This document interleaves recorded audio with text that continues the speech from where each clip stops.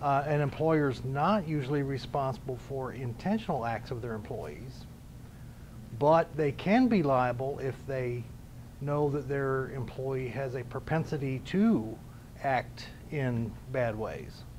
So there's where you can get into negligent supervision. So you've got a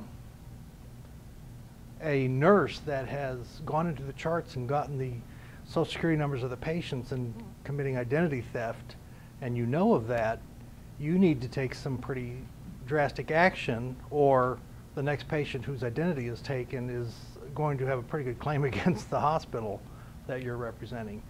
Whereas if that conduct would be intentional and you wouldn't be normally liable for it until you're aware of a situation. That's why it's so important for hospital administrators to vet their employees well.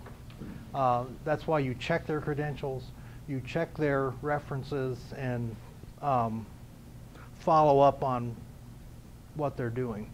You're also required to make sure that they are not excluded from federal health care programs.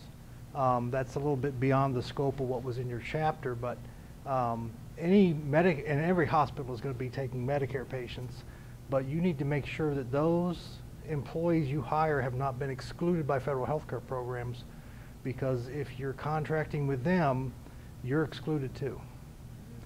And having one, the bad example out there is a doctor that's been excluded by Medicare. The hospital's taken all the referrals from him, and they are not allowed to bill for any of those services. So millions of dollars you could be out.